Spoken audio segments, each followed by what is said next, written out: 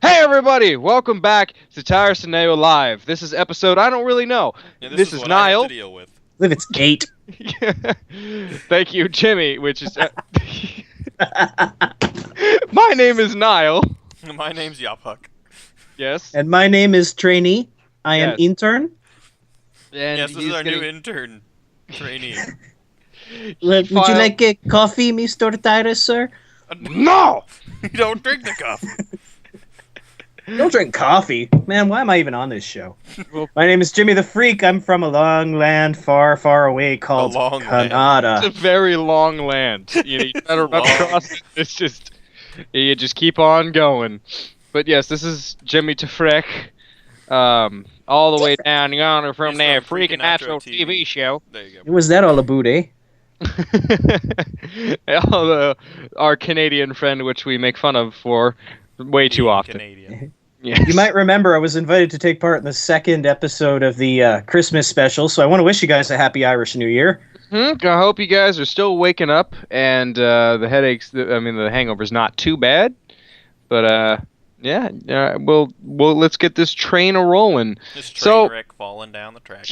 Yes. There you go. So recently, Five Nights at Freddy's 3 hit the screen, and by the screen, hit computers, everybody. And by the screen, I mean computers. Yes. It means it hits you right in the steam. Right there, right in the heart of your Steam. And by recently, I mean yesterday. Currently, it's 8:47 p.m. on 3/3/015. Oh, And- That's right, Half-Life 3 confirmed. Woo! 15 years late. Woo! Out of 10, IGN, Illuminati. We have all pretty much played the majority of it of Five Nights at Freddy's. Because I rage quit. It's fine though. It's fine. You know, you'll get there eventually, no matter how many murders it takes. But I don't know. I was pretty definitive in my Let's Play. I threw my arms up in the air. I threw my headset on the ground. I went off into another room saying Markiplier can have it. King of Five Nights at Freddy's, eat a dick. And I turned off my camera. now you just got to go back in your next video. You have to have everything broken behind you, have you in a full body cast, and just have angry eyebrows drawn on your head cast, and just beat it. Just there you go. And So it appears I wasn't ready for Freddy. you get hurt and you turn into Boston Berry for no reason. Hey, Have we we are a established cultural Boston? mixing pot. Have we even Yes, we are. established Boston Berry in an episode on Tyrus&Nao at all? Not yet. I'm sure he'll come up in one of the This is a podcasts terrible- later on. This is a terrible way to introduce him to it. But yeah, What other way to do firsts than the worst way, right? So exactly. There's no way to go but up after that, so that's good. But anyways, with the main topic of this is we're no, going to talk you could all go about... to the way you introduced me to him. The night of endless terrible puns that I did not know Okay, you were capable of. So since we're hitting this topic in the head with a baseball bat, let me go ahead and dive into it. Boston Berry is another one of the Tyrus&Nao insane characters that I so kindly shoved onto Tyrus for 4.5 hours, and he pretty much just makes the worst jokes imaginable over and over again. Like, so I walked to that was messed up. I watched two Turn it guys Alfred a little bit. walking through a bar. it's I all like saw take another two guy- and stuff. I saw another guy walking to the same bar, and I said, "Hey, you're gonna hit your head. Why don't you duck?" And it got worse and worse and He's worse. basically Eventually, the king of dad jokes. yes. You forgot to do the comedic pause so that we could do the whole. You know, someone asked me for a comedic pause, and I said, "Hey, I'm not an animal."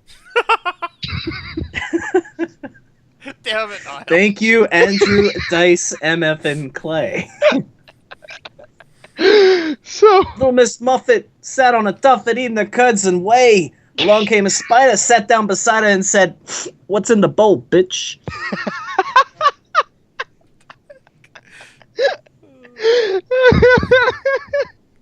I walked up to Malcolm McDonald and I said, "Hey, I love your restaurant. Can I get your number?" Nope. What? Nope. Nope. Okay.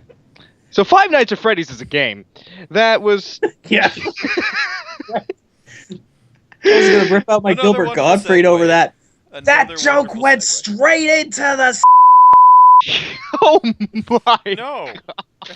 No. That's terrible. What? Too soon? Oh my god. We don't have many boundaries. That's one of them.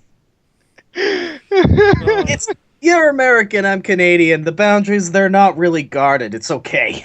As long as the viewers know, hey, he said it, not us. I'm new here. This will be like my the name is Trainee. one podcast with comments on it. Send Because your it's hate about mail. to Send your hate mail Nitro to TV. trainee at freakandnitro.com. Yeah. This is my first ever appearance on Tyrus&Nao Live. Don't expect a second appearance on Tyrus&Nao Live. Yep, It'll we be- are not it'll- even it'll- gonna. First person appearance will ever be dead. banned from guest appearing on a podcast. We're not even gonna give him the first check. Anyway, so about Five Nights at Freddy's. What do you guys like about the games? There's something Scawthon is incredibly good at doing, considering it's something he accidentally stumbled upon, and really it was criticism for what he was doing wrong. This dude knows how to build a scary atmosphere.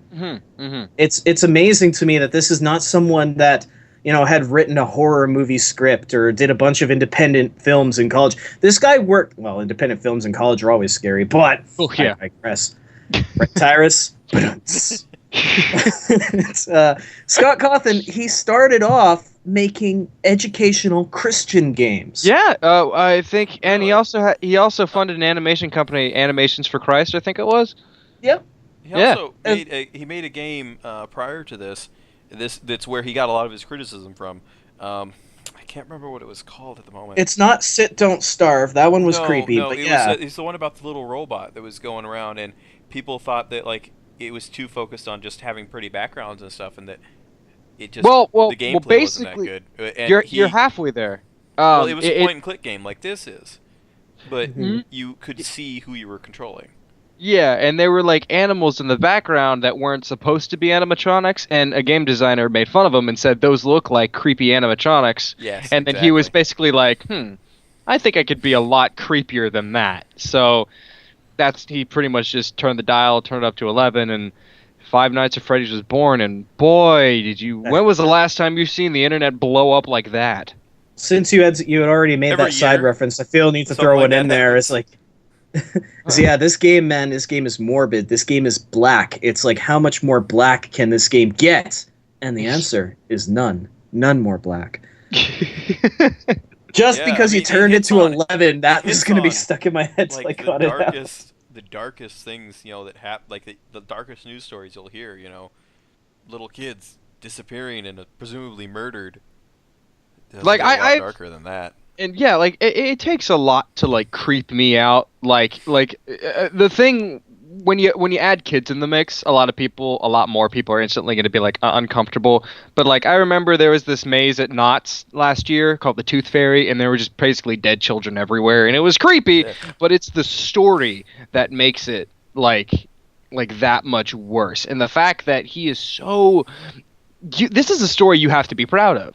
But what I respect about him so much is you don't know the story unless you either look it up or you look real hard in the background. Have you seen the news clippings that everyone's getting their information off? You really got to put your face up to the screen to read that thing. You know, most people put some effort in, most people won't. Yeah, and most often people you have to go back because it's not on the screen long enough. Exactly. Yeah, like if you have a story that good and that creepy that helps the game that much, most people would put it right there front, up, and center. You know. But I looked at a different approach. It's not that he put it together to make the game better. It was almost like he had two different projects going simultaneously side by side because, like you said, it was so hard to spot the little newspaper clippings, the little hints, like the crying child posters in the first game. You only truly got that stuff, and the mini games in the second game especially, you only got pieces of the story when you lose. Mm-hmm. Yeah. So playing the game is actually detrimental to knowing what's going on. That is something no one would ever consider. You play games and aim to succeed because you want to progress the story. Exactly. I can't tell you how many times like I played through it and then I played through it again and then I realized like, oh, there's so much more here. Like, when does it stop? Like, one of the things I love about Disneyland is you can go a million times, you'll see something new every time. These games are not that much different. Especially with all the missing children. Exactly. And when you go to like the game theorist or game theory and like Matt Pat. Oh man, shout out to this dude. Yeah, Even though he's kind of been wrong on the first one or whatever. It happens. Whenever something new comes it's like out, a shout out to him, even though Deadlock kind of sucks. But he did so good. When a game can inspire that much creativity, I mean, this dude basically wrote a script based on what he thinks has already been written. And I bet there's so many other people that have their own different thing, and that's what, like, to put it into movie terms, like a movie that is scary, that's good. A movie that is so scary and not confusing, but like vague and open to interpretation that you're thinking, that you find yourself thinking about it like weeks after you left the theater. That's genius. Right there. Absolutely. Yeah. And that's one of the infectious things about this series is, and ever since, even like 2 days after Five Nights 2 came out, people were asking for 3, not because the game was so damn addictive, but because we needed to know what happened in the story. And I think people are already starting to pull that. I won't go too far in until it's time, but after 3, I know Tyrus already, was like, well, now they have to make a 4. Oh, yeah. Yeah, I was pretty much like that already.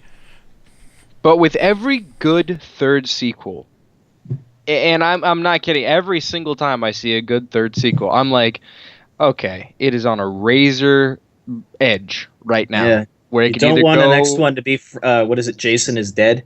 Yeah, the final nightmare. Whereas every Friday the 13th, like, I hope it keeps getting genius, I wouldn't mind if it went like Jason X, where it's stupid, but it's still so much fun. Yeah. Wasn't Jason X the one that was basically almost coincidentally based on a Mad TV joke? I think so. That's the one where he went into space, right? Right. Apollo the 13th was a Mad TV skit. Oh no, really? Yeah, it was. Oh, that's amazing. That's why. Okay, that movie is seemingly perfect. It's so good. It's so good. The second you see Jason cut his way out of an airlocked door made of like titanium with a steel machete, is the moment you're just like, well, I know what movie I'm looking for. I'm strapped in for. This is going to be fantastic. Get the popcorn. This is going to be bloody. But yeah, anyway, the first one was pretty slow-paced, and you really had to pay attention to the cameras. And that's what I liked about it, because it built so much suspense, and you can plop anyone in front of it, and of course they're going to make fun of the graphics and be like, oh, what is this, some stupid Flash game? And then as soon as they're hooked, they're hooked. The second game is a lot more fast-paced. I think it's the most fast-paced one. I think, like, the last few nights, I remember constantly moving. In the first and third, there's some downtime to where you're not, like, you gotta wait sometimes, which does build more suspense. But I like how the 3 games, they're all similar, but they're significantly different in different areas and exactly what they need to be. Did I lose you guys? Hello? No, we're here. I know what Tyrus was going to say something before, so I was going to try let him get in there before I completely tear apart what you just said.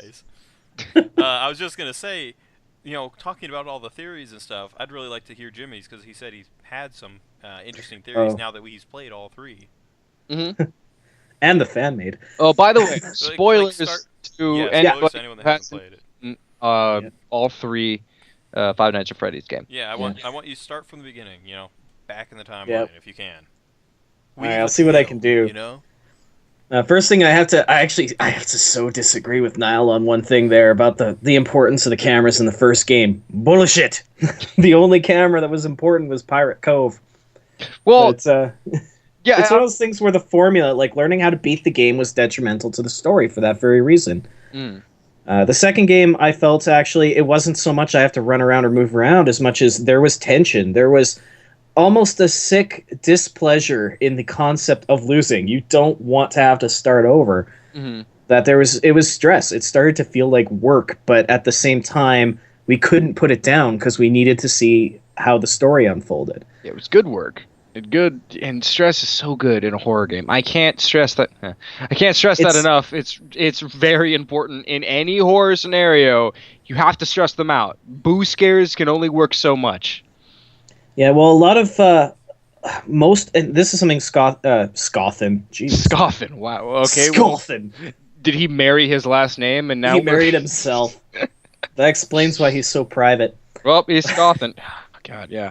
Something Scott Cawthon that he managed to completely reinvent two genres while he was doing this. He reinvented the horror title because horror games beforehand were all based on the idea that once you do the wrong thing, and movies were the same thing, once you go in that one room you're not supposed to go, you know, the bitch, don't go in there. Oh, I told you not to go in there.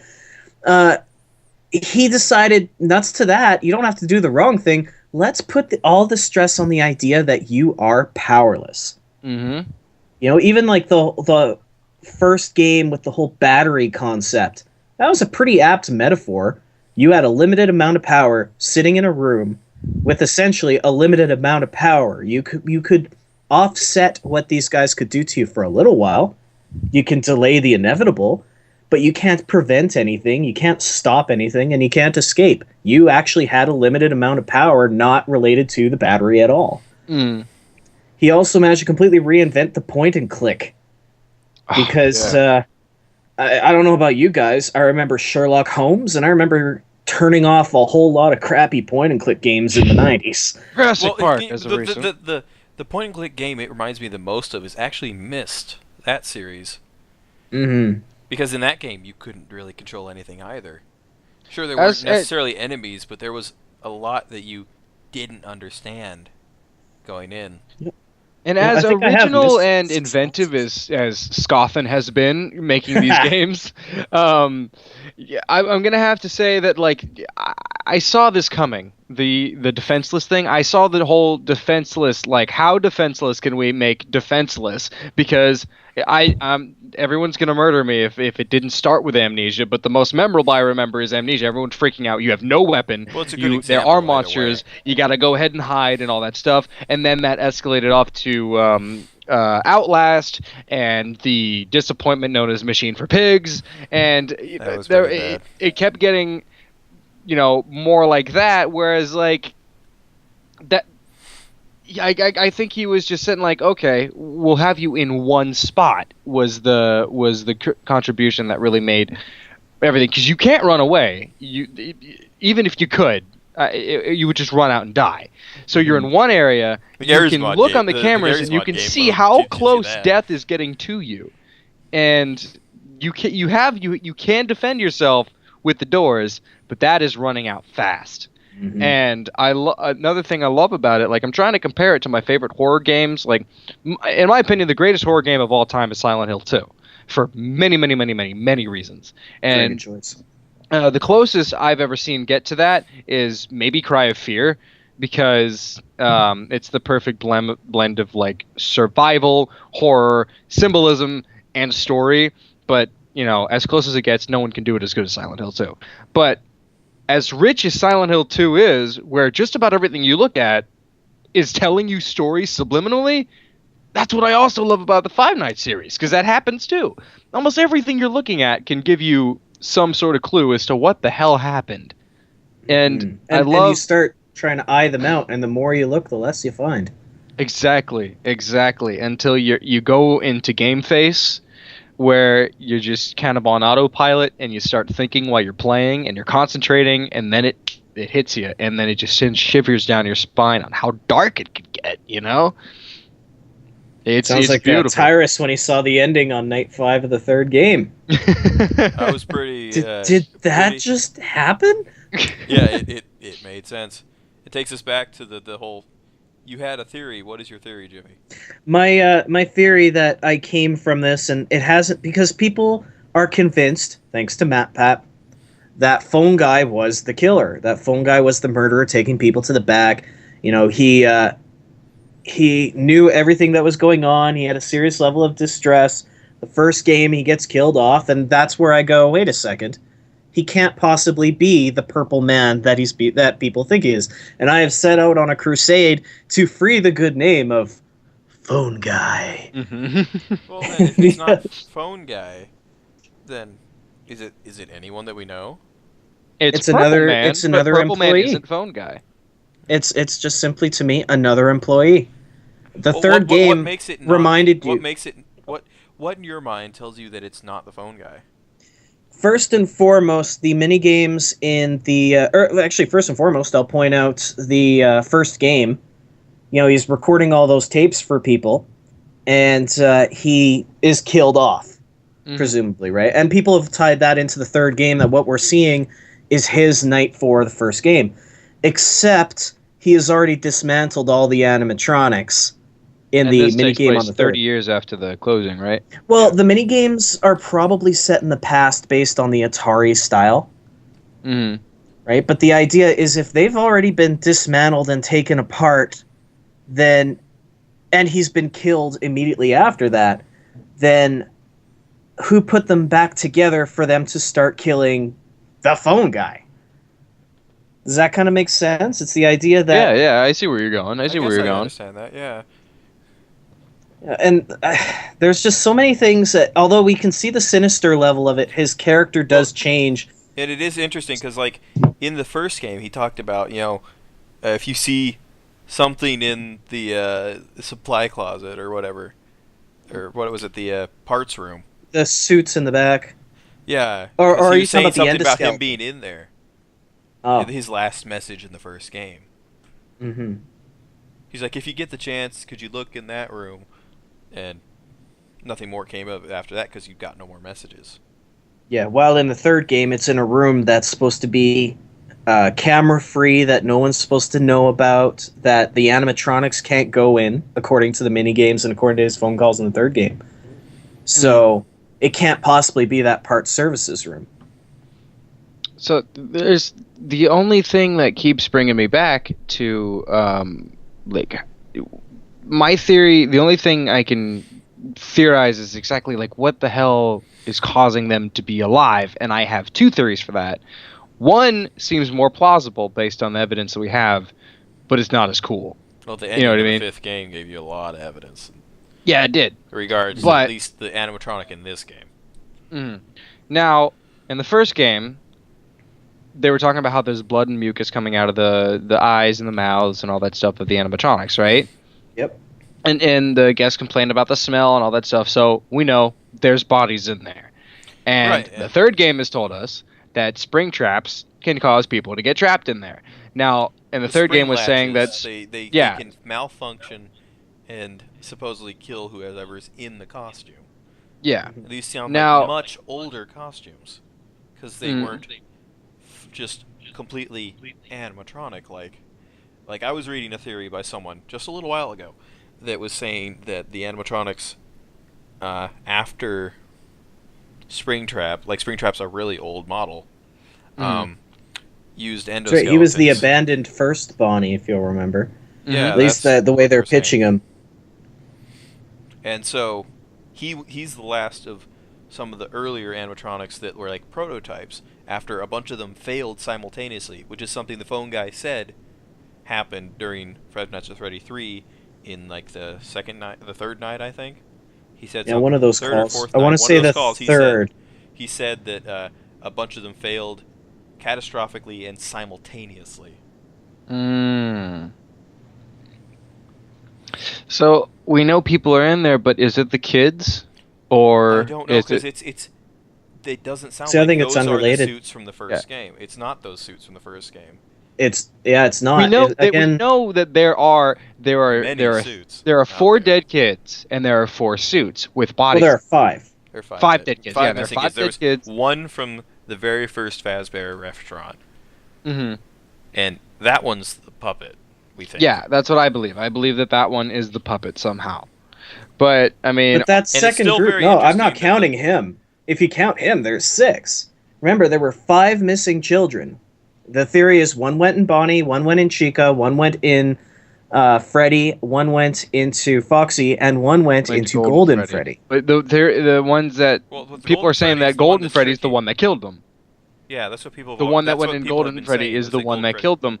But now Scawthon said that it is a haunted pizzeria. He used the word haunted. I don't know if he's just using that to, summarize it in a quick explanation way, but that tells me ghosts.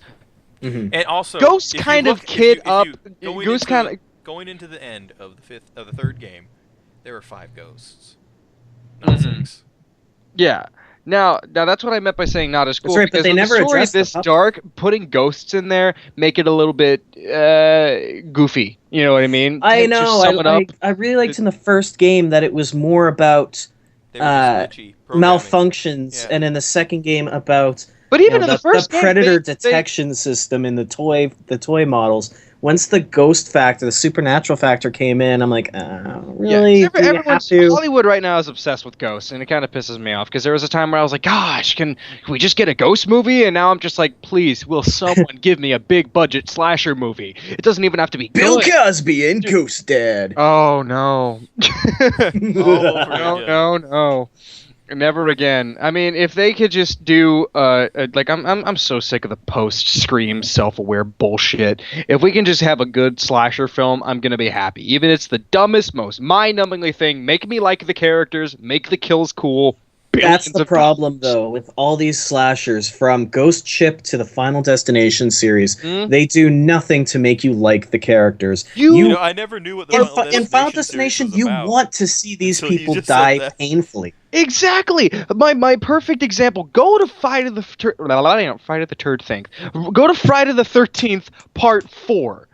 That is the most likable cast of characters I've ever seen in a horror movie. You got Crispin Glover, you got Corey Feldman, you got all the other people I can't really remember the names of right now, dancing, having a good time. You feel kind of upset when they die, but not like sad, but like, oh, I liked him. Next. As opposed to Freddy versus Jason, where you Okay. see what these guys are doing and you go, you know what? Fuck him. I hope he gets macheted right through the mattress. Oh, good, he did. Well, the thing with Friday the 13th, I mean, Freddy versus Jason, I love that movie. It's so, I love it so much. It's good because all the humans that we don't like, they're totally not a protagonist or an antagonist. They're Exactly. extras. Now that's great. Now let's go to Michael Bay's Friday the 13th. We have to. Only for a little bit, because I know it's painful to stay there. Okay, well, I have a story when you conclude that with my only actual in-person interaction with Robert Englund himself. And Michael Bay came up.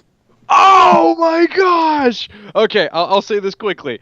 If you go back, like I swear, the way Michael Bay does his business deals, and someone says, "All right, I'm going to go ahead and give you all the money in the world to make this IP." He says, "Do you happen to have a case of the original DVD?" He looks at the back of the box for 20 seconds and says, "I can do this." Because in Friday the 13th, he turns Jason into a serial killing, trap making, underground layer creating kind of a genius when he's quite literally supposed to be, challenged, and. He just changes the IP of him. He's a crack shot on a bow and all that stuff. It's just there's so many things. Okay, that wasn't even the that wasn't even the root point of this. They're supposed to be at the characters. Your characters point is suck. The 3 end. blocks east, sir. Exactly. The characters suck. The end. Tell me about your pretty much. Robert Englund encounter. Okay, so No. I'm from a very northern place, Edmonton, Alberta, which is basically the oil capital of North America. Yeah. Take that, Texas. Yeah. I mean, what? Well, we flew down at one point to what we have is the largest or the second largest comic expo in Canada. I think it's the 6th or 7th largest in North America, the Calgary Comic and Entertainment Expo. Oh, I know that one. And Freddy Krueger himself, Robert Englund, was a guest. I want to say 2012 or 2013. And normally we'd go down there and we would interview artists. We ran a few things on our old former series on their channel. And it was the weirdest thing. He was doing autograph signings, and his area was the only one completely empty. What? It's just completely empty. And I'm like, you know what? I'm just going to go talk to him because I have no goddamn shame. That's a golden opportunity. Absolutely. As Golden Freddy. Freddy. I see what you did there. Okay, well, I go and I walk over to the thing, and I see that somebody has put a VIP-only sticker on his sign. I'm like, are you guys aware that people think that since they're not VIPs, they can't go up to you? And they look at the sign and remove it right away. It's like, so basically, people didn't realize they could just walk up to him. Oh my, that is so lucky. I got a thank you from him, and I actually have in my possession a vinyl record of Freddy's Greatest Hits by the Elm Street Group. And I brought the sleeve. Album. You've heard this, eh? Oh, of course I have. Your happy feet have moved to the beat of the Freddy? Dream. So I got him to sign the vinyl, and he signs something on. I need to actually go and look at it again. I think it was like to Jim from DJ Fresh Freddy, and we chat for a little bit, and I'm like, so just jokingly, I'm like, so when can we expect the sequel album? Now here's something you would never expect from Robert Englund. Because he's a very intimidating character in as Freddy Krueger. Well, problem is in real life he has the voice of Fred Schneider of the B-52s, and just the loudest. Like he almost shrieked, like he was almost pissed. He's like, "Never, there'll never be another one because Michael Bay bought all the fucking rights." Jaw dropped, shook hands. Best, widest smile on my face. Love him. You gotta love Robert Englund. He's just the greatest. I saw a commercial with him on Chiller, and he's doing like, please help these serial killers. They have nowhere to go. And now they're like tending to gardens and raising families when all they want to do is just murder people. Like, it was adorable. You gotta love that dude. He is he is Freddy Krueger. He is the king. What in the hell brought us here? I remember Golden Freddy at one point. Yeah, we were talking about horror done right versus horror done wrong. Yeah. I've recently started with Silent Hill 2. Yeah, which I think Silent Hill 2 deserves its whole other podcast. I can talk for hours on that one. I still need to play it with Tyrus so he can see it all the way through. But that would be a good let's play if you say came out of retirement. I would expect this kind of behavior from Tyrus, but not from you, sir. I'm a guest. Show me some respect. Yeah, you can show your way out the door. You motherfucker. You leave me alone, you fuck. You fuck. The only one not amused is Tyrus. To things that will never be seen. I've come to accept that every episode of Tyrus&Nao Live has to have one jab at me for retiring at least once, and then we'll move on, and then wait for the next episode for it to happen again. Well, it's like, Ric Flair, major pro wrestler in the 70s, 80s, 90s, he retired too. But for some reason, he still keeps winning world titles every 3 or 4 years.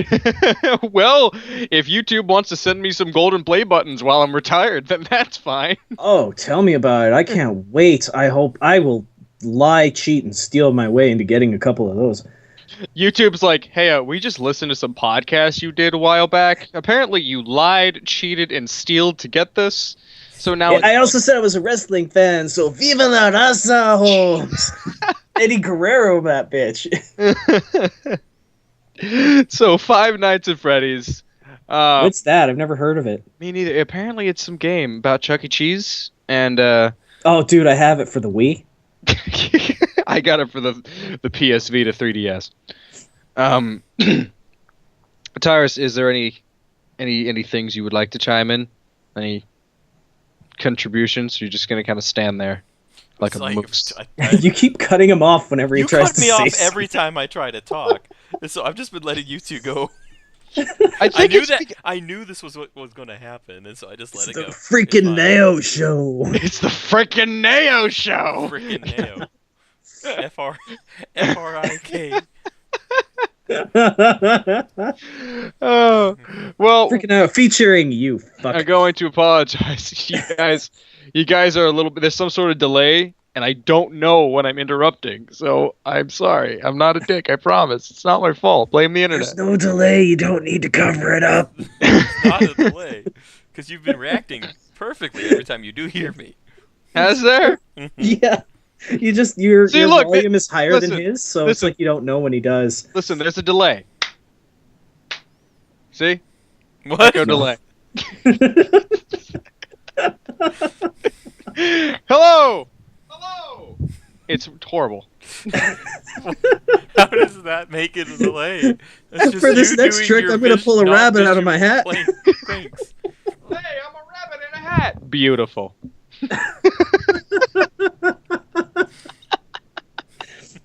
Oh, dear, oh, dear. So, okay, what are your tips for struggling Five Nights at Freddy's Fazbearists? I don't know. Have they got? I like Fazbearists. Have they been given a I think stupid Twitter name yet? Works. Yeah, I like how Fazbearists? Fazbearists Fazbearists. sounds. It's like, what advice do you guys have for the strugglers out there? I'm not going to give any because I rage quit. I have not played it. I just bought him the game. That's All right, romance well- right there, man. It is true romance. We danced in the pale moonlight with the devil. I'm gonna go ahead and give my methods and tips for 1, 2, and 3. Spoilers: 3 most likely won't work. But Yeah. welcome to try it. For I'll 1, offer insight on the 3, the fan-made game, the Return to Freddy's game, because that was fucking hilarious. for you can offer for Five Nights at Fuckboys in Freddy's 3 in the fan game and all of the other stuff. I played them all. Yeah. I played Wario's, I played SpongeBob, Five Nights at the Krusty Krab, I played them all. He's technically a bigger Fazbearer or a Fazzies. Fast Bearer, He's a I like that. fascist. A fascist. Fascist. There you go. He's a bigger fascist than I am. How So- high are Bonnie's ears? Cease high! Cease high! So, Yes, I did do the Sieg Heil when I said that. I have to every time. oh my gosh, for the first game, keep your eye on Foxy, keep your eye on Freddy. Freddy moves, you're kind of screwed. Just keep the right door closed. I have a counter for you, yeah. You don't ever have to keep an eye on Freddy. What you Just need to gotta do, keep the door closed on the right. yeah, before you go into that monitor, you close that right door every single time. Oh yeah, He will never come in you. and that's how you go ahead. Sorry about that. You never want him to come in you. You don't know where From he's been. PG-13 to R in one sentence. It went from PG-13 to R in the sentence, and here is Jimmy. The We're probably gonna have Tyrus is gonna make me beep so much of this. It's not gonna be one time. I'm sorry, You guys. already decided to make the decision that he can cuss the whole time. So Yeah, I'm like, can we swear on this show? You're like, yes. Yeah, I'm gonna I see told what him you he do could. with it. I told him he could cuss. I didn't know he was gonna take a scalpel to the sensitive hearts of America the entire hour and a half that we're gonna be talking. Oh, I'm sorry. I didn't realize America was so. So after those series of beeps, we're gonna continue with. We're gonna continue with our tips for how to survive Five Nights at Freddy's. Too For bad part we don't have 2. any interlude music. It's like Just play the marionettes. dude.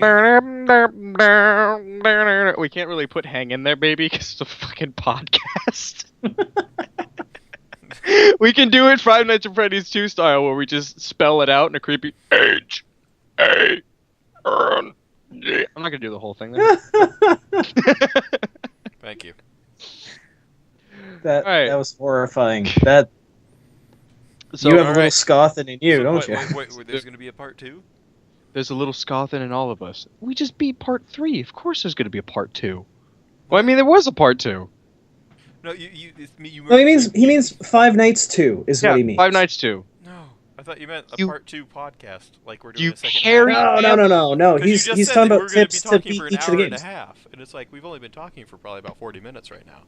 Well, I yeah. didn't even I mean, hear that part. we have like 30 minutes left. Good math.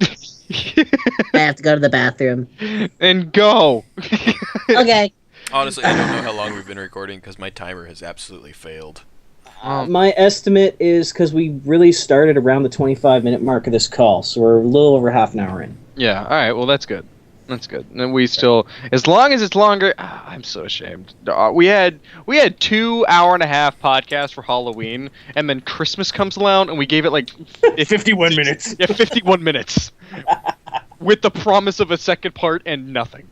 But this is this! That's what this is! Yeah, that's this. Yeah, maybe I should start it with the Christmas music, followed by your crazy shredding guitar intro. Fiddly-dee potatoes. Merry Christmas to you all. Fiddly dee potatoes. Thank you. Irish New Year.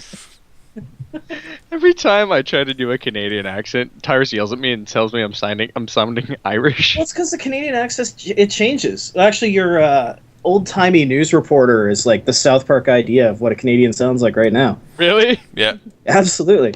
Breaking news! Apparently, I'm Canadian. Yeah, it sounds pretty good to me, though, but hey. Hey, don't call me buddy, guy. I'm not your guy, friend. Dude. I'm not Don't your forget, friend, there's pal. the Quebecois cigarettes hole in your throat, the seventh base hole, to try to get the broken English voice out raspier. Canada and the land. That was a good. There's the Bob and Doug McKenzie take off there, eh? There's just so many. Oh, our audience must And there's Nick. know. They Only have no sounds idea Canadian what's when she going wants on. to. I hope our audiences, as well as we do, have the attention span of a gnat. Otherwise, we're going to be pissing off. They're gonna be so clueless. They're gonna You've be like, seen I our thought it was. attention retention, I but clicked you've here seen to our watch I retention. Justine. What's going on? I clicked here to watch Jon Stewart tell me the daily news. Why am I watched being him kick a wrestler in the balls the other day, buddy. lectured? Gave Seth Rollins a shot right in the briefcase. He called it the left footer. Hey, so I went up to my lawyer and I said, "Do I have a case?" And he said, "No, you gotta go buy one. $20." Wait, sorry.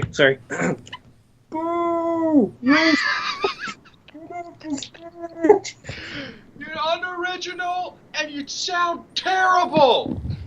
God, how many times have we just?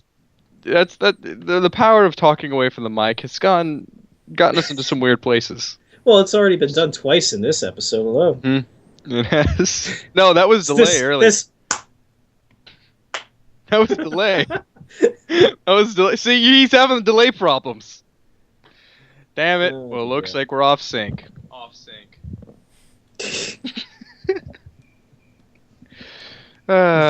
Echo. Who's Yeah. there? I think everybody listening has gone now. It's just Yeah. so Jimmy, just let loose. Say whatever the hell Sorry. you want. Please don't. It's my first day. What the fuck is that? Who did that? Tyrus? What I miss? What? So much respect. So I couldn't even hear you over the cricket convention going on in the back of the audience. The cricket convention. No, it's not that you guys are boring. It's just the crickets had more important things to do. They did. But They were cannibalizing. It was quite horrifying to watch. my God. I'd like to see that on an audio delay. Did you guys never raise crickets in a science class? No. Nope. It's We raised quite terrible crab- because as soon as they run out of food, they eat each other. Kinky. The same thing happened with Facebook. The same thing happened with crabs. We Fighting had- Zipmunk. Wait, what? I heard a Facebook noise. So Yeah, I know. It's like 3 rooms away. I put my phone far, far away from here, and I still heard the damn ding. Well, maybe Shrek will get it then. Well, we were raising crabs in our classroom. One of the most horrific things was the biggest boy and the biggest girl just went at each other and ripped each other's arms and legs off until they were just kind of like bodies and they were still alive. And the teacher was just like, "That's life, kids." I'm like, "What? Are we gonna do that too?" Dibs on that little Weasley kid in the corner. Oh, sorry now. No, I was the round kid. He was the basketball during gym. Because we had orange jerseys. I was the basketball. Oh, shit. Oh, I gotta stop swearing on this show. It's not my show. No. You can swear. It's just when you go too far past the politically correct manner. Yeah, no, okay, I got it. No more 9/11 jokes. I get it. I don't care about political correctness so much as I care about not insulting sensitive topics. Let's just go ahead and say that we want to go. We want to end this podcast and still be able to run for office. And I think that boat sailed. well, Well, you can say whatever you want. It's just a matter of who you send your dick pics to in the States, isn't it? that is true. That is true. Mr. Anthony Weiner. And I'm going to leave that in because it is. I believe. It's accurate. I believe in freedom of the dick pics. Anyways, Freedom Does that of fall selfie. under the First Amendment or the Second one? First The Amendment, one that you the, show the your freedom of guns. speech is right. the right to bear arms. the right to bad dick pics. Yeah, I got my right to show my baby arm whoever I want to show it to, eh? Even when it's holding an apple. No. I'm bearing it. I'm bearing it just like Yogi. You guys Remember when we were talking about Five Nights at Freddy's? Yeah, me neither. That was fun times. That was like a Good week ago. podcast. This is a different one, right? Right? Mhm. This is not the same podcast. Yeah, this is the after hours post show. Welcome we're simultaneously recording both the After Hours Closed podcast and the Loading Page podcast. Ah, the Loading Page podcast. Both sponsored Our by secret project has Burma now been Tangerines revealed. Productions. Here's my question. If we start a podcast with all four of us, how is anyone going to get to talk? We're going to have a talking stick where we mail it from house to house. And one can't talk unless you're holding the talking stick. Yeah, well, just wait for the page to load. That could work better, but we could do it where either A, we're on camera, and whoever's talking holds up their hand until they're done with their idea. I'm going to tell you right now. It's not going to work. That's a horrible idea. It's not going to work. Because pretty soon we'll be cutting each other off and we're just going to be holding up fingers. Well, I've been doing that for the last hour and 7 minutes. What are you talking about? I just picture the whole time. Starting from the intro, you're just double deucing it at the screen. Like, I don't give a damn. This ain't my show. I will flip everybody off. I'm a guest here. Suck it. You get me drinks and apple juice. I am the guest. The other idea is for the four of us to be in Second Life, where we're looking at each other's faces and then figure some way to work with that. Screw Second Life. Let's do this with Gary's mod. That way, if somebody talks for too long, you just whip out the shotgun. Oh, yeah. That actually sounds really funny. Mm-hmm. Because I will totally snipe kill Nitro over and over. Because I can host the server, and we could just go on the sandbox and put down some chairs. You see, the problem with playing in Gary's mod is eventually there's going to be a long silence because we got into a project of building something and we're concentrating really hard, and then we're going to just cut it. We're going to leave Gary's mod, look at our recording, and realize that we have like a 15-hour podcast with like 45 minutes of usable material. That's why Nitro and I play music on ours. Alright, here's some Celestial Ruin for you. Felt like such a young kid when I was listening to it because it started playing radio and I was like, what is this? There's music in my radio show? Oh. Niall, his mind works like a 6-year-old. Wonderment and confusion at the same time. And it's I wouldn't want it any other way. So, gonna try to wrangle this one right back. Prospect for Five Nights 4. Should he? Will he? Might he? Could he? I think he should. I know he would. And could he? Would he? Should he? I think he could.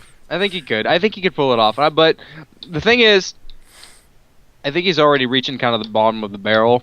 Well, it would be new gimmicks. Yeah, that's what I'm thinking. And so what I would suggest hard to do another prequel. Not really, actually, because they're supposedly because there's another location. Yeah, there's another location besides Fredbear's Family Diner. There's one more restaurant that they never showed besides the diner. But I think that one wasn't really.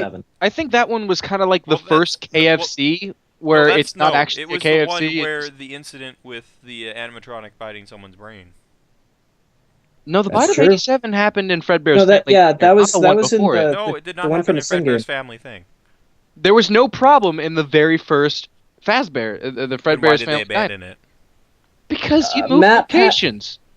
Actually, no. Because the first Family Diner was a different ownership and sold it after the first murder. Yeah. After the first Pro-Man murder, then Fazbear Entertainment formed and made the pizzeria. And then you got the bite of 87 and the 5 stuffed kids in a suit. Oh, okay. All right. But I'm going to go with this weird theory that goes... I never realized how fast the bad things escalated. It's like one person died. I guess now we have 5 dead kids in a suit. Now I got a whole pile. That one yet. Nothing would have been haunted since all the bad things happened at that one and the first one. Yeah, that you can just chalk up to a human. Human killed a human. I'm going to go out on the limb, and here's a theory that no one has pitched out there yet. It's that the mini games in the third game, those are not any of the restaurants that we have seen. Well, except the layout I'm pitching like identical to the first game. But if you listen to the audio calls, at least the way back, totally retro calls that they're playing in the Fazbear's Fright things, They're talking about franchising, multiple locations. So, you guys have seen any franchise, KFC or Walmart? They're all built to look exactly the same. Chicken. Mm.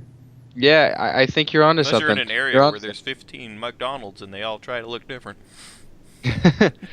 Yeah, I think where he could go is he can go another prequel, and then would you guys be on board for a game where you actually move? That's what I want. You know, It sounds appealing by just hearing about it, but when you really think about it, when you really think about what he can do and how he can make it different, it is so easy to mess up. Mm-hmm. I'm picturing it would be almost like never-ending nightmares, and I don't want to see it. I'm also somebody who I'm actually of that probably very unpopular opinion that I don't think they should do a Five Nights 4. I think if they do, they are going to just water down the whole series. You're gonna disappoint some. That's a good 3, point. I'm hoping there's something that we just haven't discovered yet in 3 that does tie everything together. The because game's literally been out a day, so there's probably a lot we haven't noticed. Yeah. And, the whole backroom thing hasn't been fully explored. The mini-games, like, Niall and I haven't even bothered to truly unlock everything yet. And I'm still, like, there's still so many tie-ins between the first, second, and third games that people haven't figured out. I'm of the belief that the endoskeleton from the first game, the one that sits in that parts area, how do we know that's not the endoskeleton that was supposed to be in Springtrap? That Springtrap suit is sitting off in that back room that we don't see, that the person could be killed in. Just throwing wild theories out there. Maybe that endoskeleton is supposed to belong to him. Something we noticed right away is that it looks like there's guts inside Springtrap when you see him through the window, when he's looking at you through that window.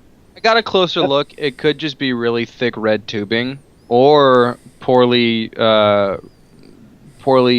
drawn intestines. Either one. It could really go either way. I'm going with the tubing theory just because... But then there's also the picture we're of talking him 30 ripping years his skull after... open. Yeah, bear with me, though. We're talking 30 years after the place that they're pulling relics from had closed. They find an animatronic in a back room based on a hint, bring it into the third game on night 2. Why would there still be intestines on this thing sitting in an abandoned room for 30 years? Yeah, true. But why would there still be blood? Why would there still be blood and mucus? We don't know. Yeah, we don't know what kind of conditions it was either. We don't know if it was a humid environment or a dry environment. I'm pretty sure no matter how humid the environment is, stuff rots. I'm talking about dry, the opposite. If it's well, then really it should be dry, shriveled in blue, because there's been no blood flow to the body for 30 years. Listen, Tyrus, Jimmy knows his dead bodies. I do, right? It's kind of a... called Stiff. I plead the 5th. Well, actually, you guys have the 5th. I've got the 7th, but... You don't need to know how I know, I just know. There have been Don't you fucking tell me how to run my business. Preservation. It's true, but I don't really think... looking at how badly... We don't know what condition the suit was in when he died in it, either. Based on the conditions of the other restaurants, though, how decrepit they all were even when they were still open, I'm kind of thinking they probably didn't build an airtight, No, that's not what I'm talking about. I'm talking about his inside the suit. The body being inside the suit. That'd be one layer against the elements. At least. Could be enough to preserve for 30 years. I'm just picturing it's like Springtrap is a Tetra Pak. It's not like there's still skin there. I mean, I'm guessing it's kind of like, the very first Saw trap we saw, the reverse Venus flytrap. I'm guessing it's a bunch of those inside, but like on a grander scale. And that's what exploded, and it pretty much... You saw it when we played a little bit of the game. Reverse Venus flytrap. Yeah. Oh, you mean where it opens instead of closes to kill him? Yeah. Okay. I'm called guessing... it a reverse Venus flytrap. I would have called it a reverse bear trap. Well, I think that's what it is. But I'm tired. Venus it's a Springtrap, guys. Venus flytrap is a plant. And what a plant. And what a plant it is. I enjoy that plant. We want to thank you for listening to the... I was going to not herbivores. Scott, I've forgotten. What is an enthusiast of plants called? Botanist? Herbologist. A Not yeah. botanist? Well, a botanist is a person who works in that field. Oh. Whatever. It was a joke that died. Died worse than any of my inappropriate jokes could have possibly Worse died. than our plans of philanthropy. I was gonna make a joke about the flower chick from Batman, but I'm having a brain fart and I can't even remember. Poison Ivy. There we go. Well, moving on after that murder of comedy.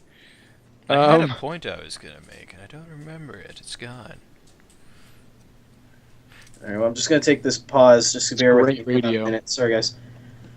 Just gonna what? Where's he going? Is he leaving? Did he just walk off? He pause. Tyrus, you had one job. Oh my goodness, what? Good merch opportunity. You lost a good merch opportunity. Everybody And the lost good a good people merch will- opportunity because we'll never know what we were talking about. We'll see you guys Thank next you time. for tuning in to Tyrus&Nao Live. I have been Niall. I'm I here have too. been Niall. He's been Niall. Screw you, Jimmy. Which I'm one not of Niall. us has been Niall? Jimmy has the gun. Which one will you shoot? Jimmy has the gun. Which one will you shoot? Who I can have to shoot go with if my he has the instincts on gun? this one. I have to go with my instincts on this one. Sorry, Moose. Yeah, I was gonna say the one that looks edible. Goodbye, Wow, everybody. that's a pretty big insult to Edible Niall and there. You don't legal. think he's edible? Edible and Yeah, legal thanks, to eat. bro. Legal to eat is Okay. the big part. All right, there we go. There we go. You can't make Remember, Nile kids, steak. you can't get eat away your with it. friends. You can't eat your food, but you can eat your friends' food.